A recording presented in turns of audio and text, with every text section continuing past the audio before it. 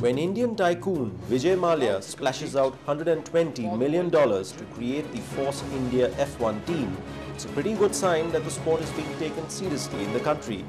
And he believes that Indian F1 is only on its warm-up lap. India is a growing economy. We have a very young demographic of several hundred millions of youngsters whose disposable income is going up. They are more aspirational, more sort of upwardly mobile. So I believe that Formula One will grow in popularity in India hugely. India already has plenty of F1 fans. 24 million watched on television last year. Advertising revenues for broadcasters have jumped, and sports bars like this cater to the die-hard fan.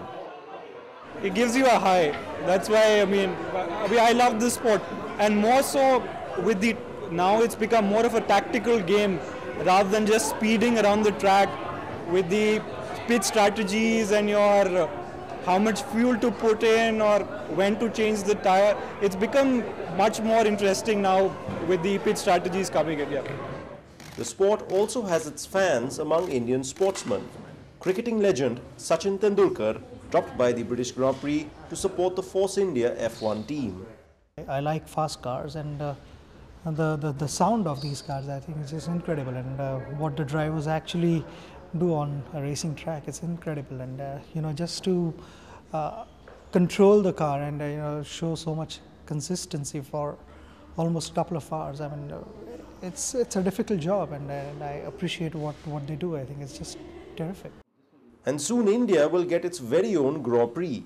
Formula One has signed a 10-year contract with Indian construction company Jai Prakash Associates to build a new F1 track and stadium near the capital, New Delhi.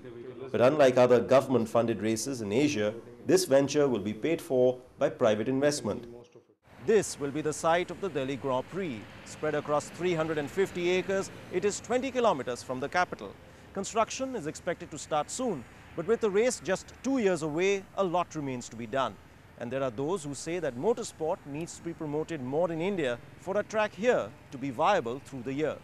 I think there is a lot of potential for F1, but I think what's happened is that we haven't developed our grassroots of motorsport. I think that's what needs to be done. I think really it's a big ego trip having an F1 event in a country. In the end, commercially, it's going to be very difficult to make it worthwhile.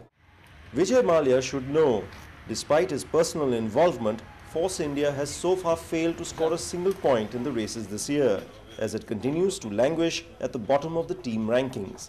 Mallya insists the team will be far better prepared in 2009. We can't be expected to produce miracles.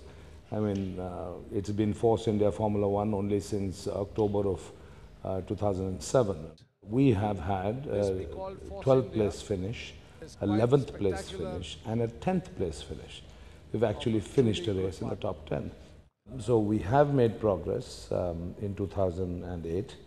But of course in 2009 the whole ball game changes because of new FIA regulations. Everybody has to build a new car, and that sort of levels the playing field. And so I'm really looking forward to building a competitive enough car for 2009. At the Force India factory in Silverstone, work has already begun on the new prototype. Mallya is serious about taking on the competition and has brought Airbus on board to work on aerodynamics. But the big question is whether he has the deep pockets required to take on established players like Ferrari and McLaren.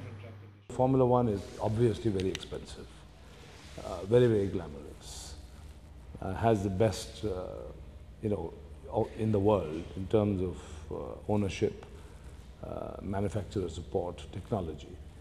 I think 5 to 7 years ago, I don't think an average Indian would have even thought that India could afford its own Formula One team. But I think Force India's presence on the World Championship grid today is a showcase for the new and prosperous India. We can afford to be there and we can perform.